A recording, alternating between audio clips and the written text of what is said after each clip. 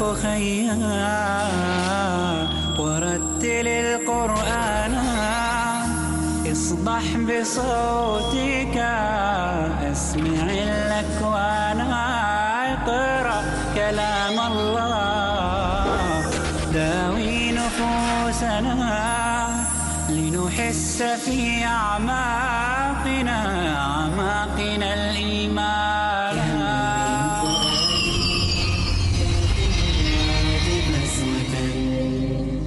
فإذا وعدت من اللانا كم من فؤاد كالحجارة قسوة.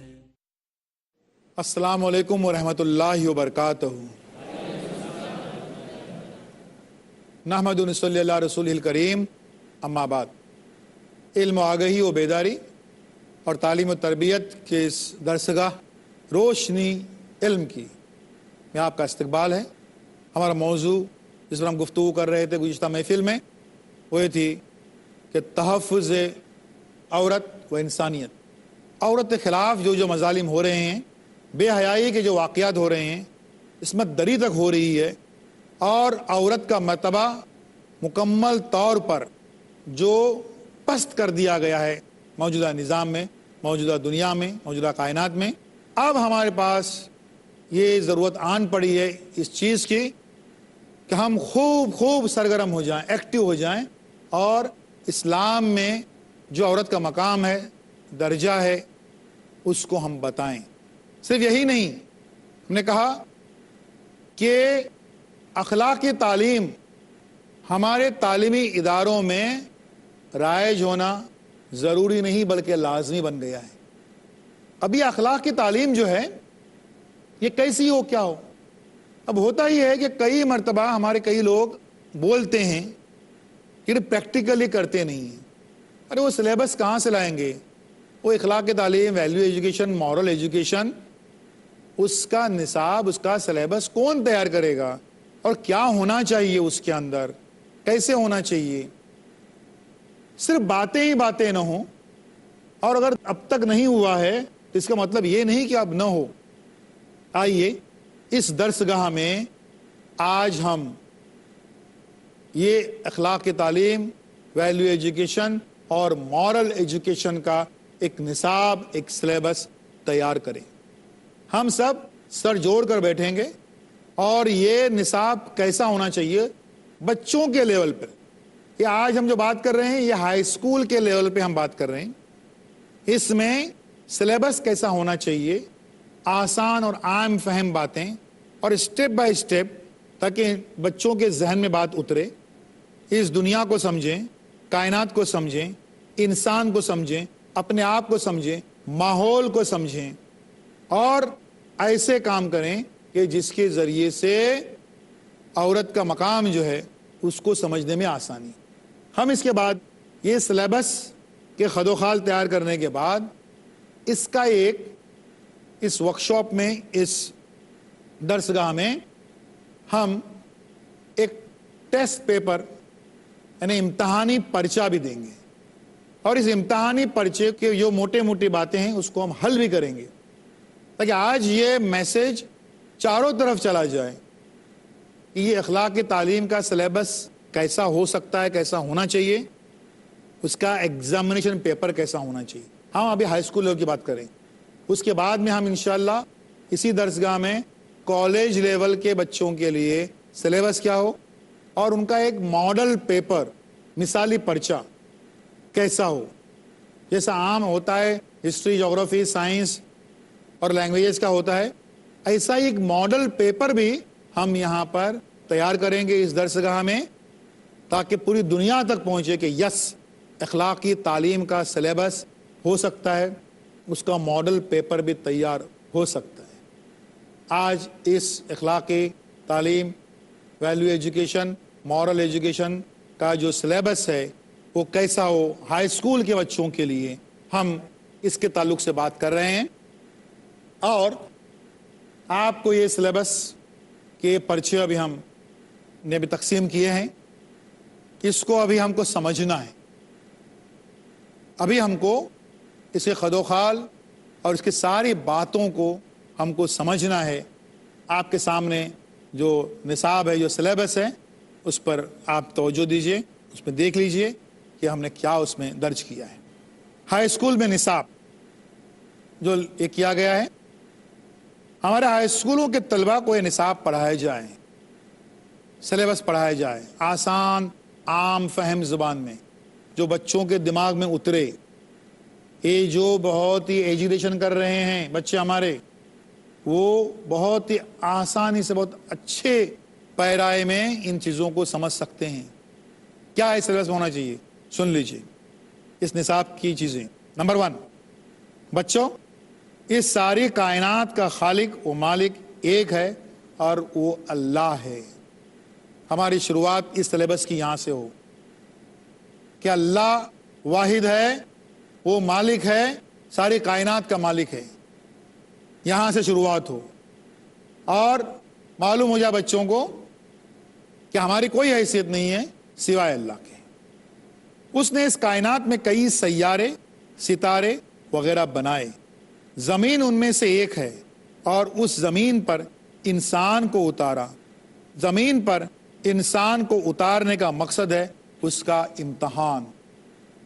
ہم یہاں پر کیا بتائیں گے کہ انسان جو یہاں پر آیا ہے اس کا مقصد کیا ہے، اس کا مقصد حیات کیا ہے، اس کی زندگی کا مقصد کیا ہے. یہ یہاں پر اب اس چیز کے یہ موٹے موٹے پوائنٹس ہیں. ٹیچر کو، استاد کو اس ہر چیز کو ایکسپلین کرنا ہے کہ بھئی امتحان ہے نا کیا ہے، کہ ہم سبھی لوگ، اس دنیا کے لوگ جو ہیں، وہ امتحان لکھ رہے ہیں، پرچہ لکھ رہے ہیں. اس کا سلیبس قرآن ہے اور ہم پرچہ لکھ رہے ہیں، اور اس میں پاس یا فیل، اس پر جزا یا سزا ہم کو ملنے والی ہے. جنت اور جہنم جو مقرر ہے وہ اس ایگزام میں جو ہمارا پرفارمنس ہے، جو ہماری کارکردگی ہے، پاس ہو رہے ہیں، فیل ہو رہے ہیں، بارڈر پہ پاس ہو رہے ہیں، جوتوں پاس ہو رہے ہیں یا بری طرح فیل ہو رہے ہیں، کتنے مارکس مل رہے ہیں، کیا اسکور ہے ہمارا، آخرت کی اس ایگزام میں ہم کو کیا ملنے والا ہے. اس کے لیے یہ ایک امتحان ہے. کیونکہ یہ ایک جملہ جو ہے بڑا کلیدی، بڑا کی رول ہے اس جملے کا، کہ ایک امتحان ہے. سارے مفکرین، سارے اسکالرز، صدیاں گزر گئی، معلوم نہیں پڑا آخر یہ دنیا کیوں بنائی. صدیاں گئے کے لیے ایک خالی لفظ سوچو کہ دنیا کے امتحان معاملہ ختم. اس میں اور بہت غور و فکر اور گفاؤں میں جا کر اور پہاڑوں پہ جا کر اور راہب بن کر اور منتر پڑھ کے یہ کرنے کی ضرورت نہیں ہے. قرآن نے بتا دیا کہ دنیا ایک امتحان ہے. یہ بنیادی بات ہے. نیکسٹ، بچوں، اس دنیاوی امتحان میں جو کامیاب ہوگا اس کو جنت ملے گی، جو ناکام ہوگا اس کو دردناک اور عذاب دینے والی جہنم. قرآن میں جا بجا جنت کی جو خوبیاں ہیں اس کا ذکر کیا گیا ہے، اور جہنم کے جو عذاب ہیں ان کو بڑا چڑھا کر نہیں، صحیح معنوں میں بتایا گیا ہے کہ کیسے کیسے عذاب ہیں. کہ جلد جو ہے وہ جل کر ختم ہو جائے گی تو نئی جلد آ جائے گی تاکہ عذاب میں کوئی کمی نہ ہو. اور کیسے کیسے عذاب ہیں اس کا ذکر، دردناک عذابوں کا ذکر جو ہے وہ قرآن میں کیا گیا ہے. اس امتحان میں کامیابی دلانے کے لیے اللہ نے بے شمار پیغمبر اور رسول بھیجے. ایک اندازے کے مطابق وہ 1,24,000 ہیں. میں بتا رہا ہوں کہ یہ سلیبس ہمارے بچوں کا کیا ہو. یہ سلیبس بنیادی باتیں جس کو ایکسپلین کرنا ہے ٹیچر کو ہر بات کو، لیکن بیسک چیزیں یہ ہونی چاہیے. ان پر 4 کتابیں، تورات، زبور، انجیل و قرآن، یہ آسمانی کتابیں اور کئی صحیفے بھیجے. 4 کتابوں کا نام قرآن میں ہے، اس میں جو تورات ہے، زبور ہے اور انجیل ہے اور قرآن ہے. یہاں پر ہم نے خالی اشارہ بتایا ہے. ہر ٹیچر کو ضروری ہے کہ وہ بتائے کہ تورات جو ہے وہ موسیٰ علیہ السلام پہ نازل ہوئی تھی، زبور جو ہے وہ داؤد علیہ السلام پہ نازل ہوئی تھی، اور انجیل جو ہے وہ عیسیٰ علیہ السلام پہ نازل ہوئی تھی، اور آخری کتاب قرآن مجید جو ہے وہ ہمارے پیغمبر محمد صلی اللہ علیہ وسلم پہ نازل ہوئی تھی. یہ بتانا ضروری ہے. صحیفے کئی پیغمبروں پر ان کے علاوہ صحیفے ان کے نام قرآن میں موجود نہیں ہیں، اس لیے ہم ان کے نام نہیں بتا سکتے. کن پر نازل ہوئی تھی اس کا ذکر وہ نہیں ہے، اس لیے وہ ہم نہیں بتا سکتے. جو قرآن ہے سب سے آتھینٹک کتاب، اس میں جو ہے وہ صحیح ہے تاکہ انسان کی صحیح رہنمائی ہو سکے. یہ ابتدائی باتیں بتائی. اب ہم بچوں کو مین باتوں کی طرف لے کے آ رہے ہیں.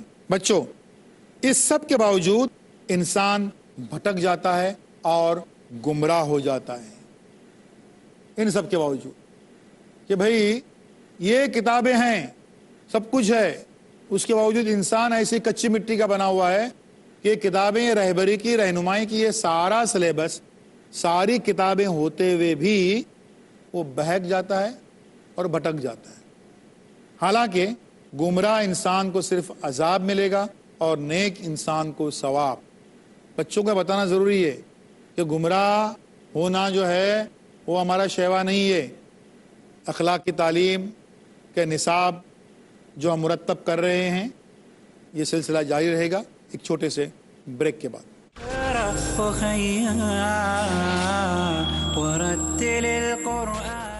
السلام علیکم ورحمۃ اللہ وبرکاتہ.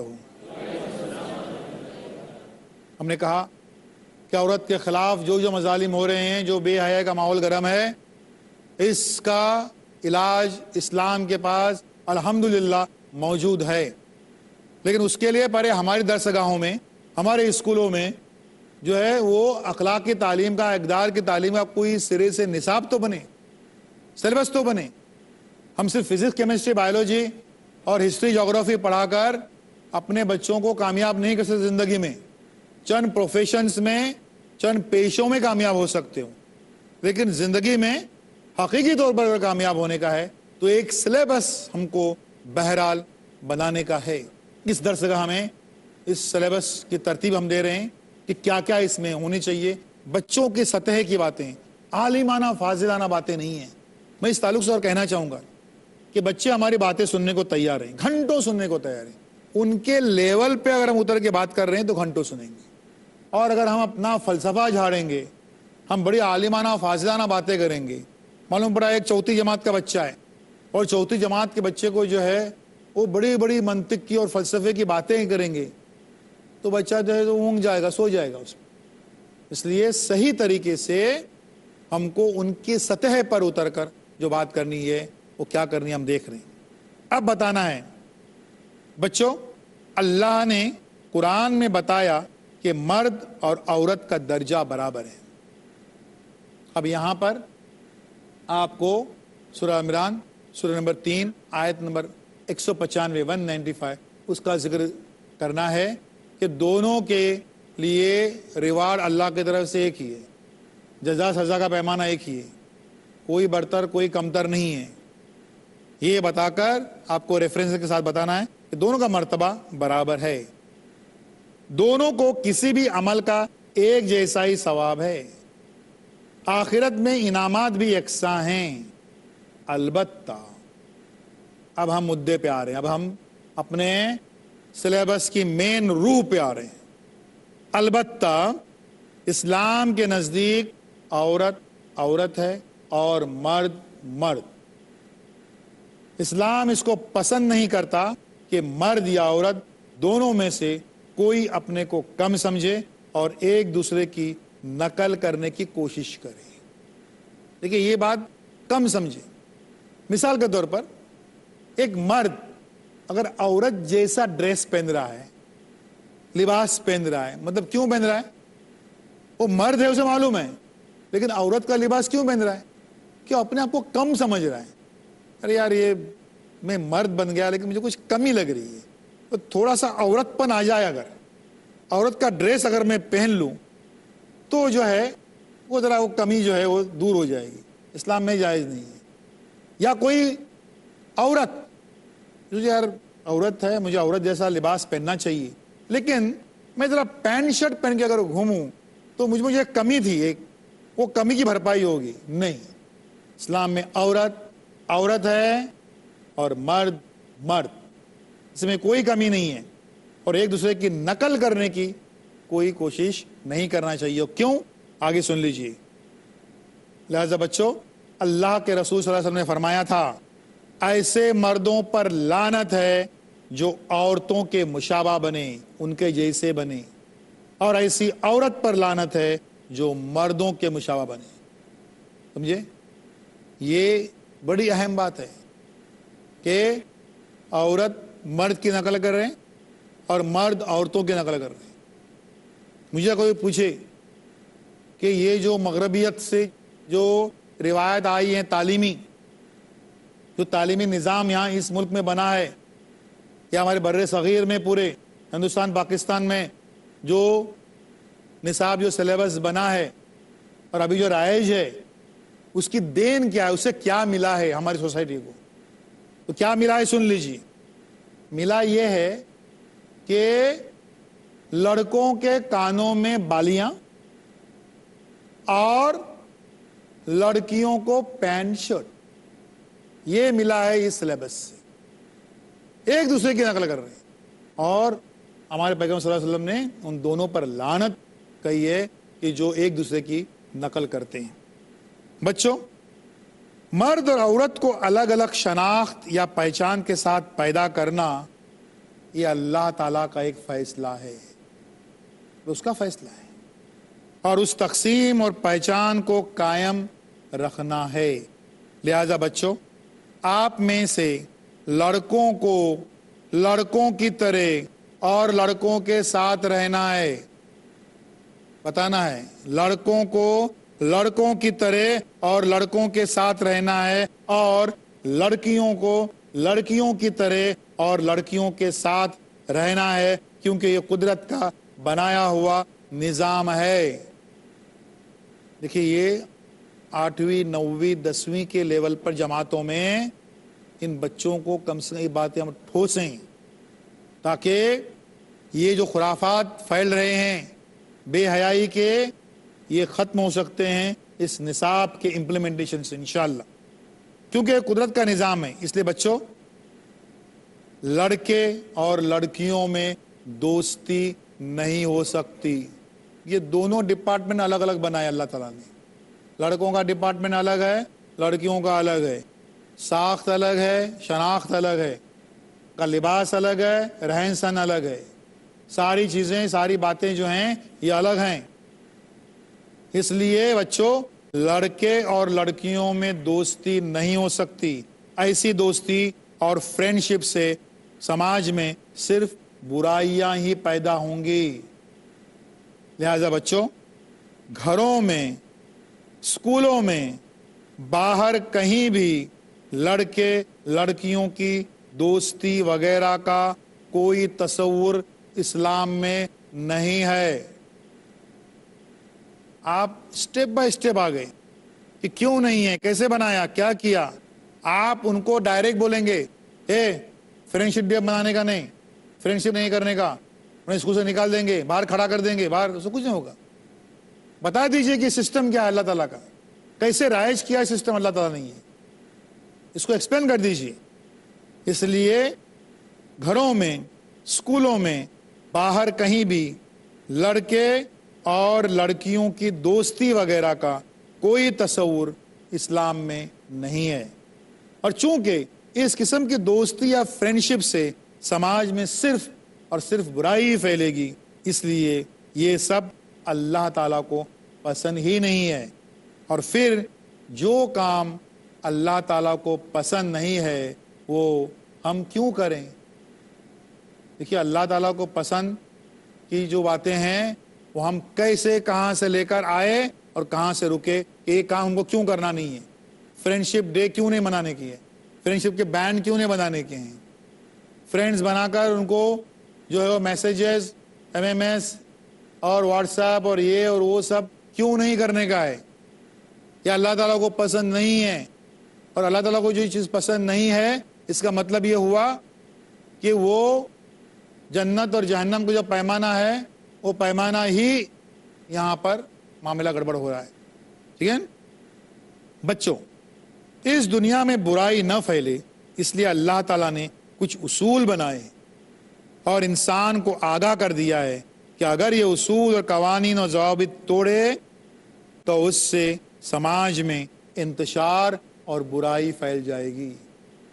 کہ اصول بنائے ہیں، کچھ قاعدے بنائیں، قانون بنائیں، اور یہ اگر کوئی توڑتا ہے تو صرف اور صرف انتشار ہی پھیلے گا اور کچھ نہیں. آئیے آپ یہ دیکھیں کہ اللہ تعالیٰ نے کون سے اصول انسان کے لیے مقرر کیے ہیں.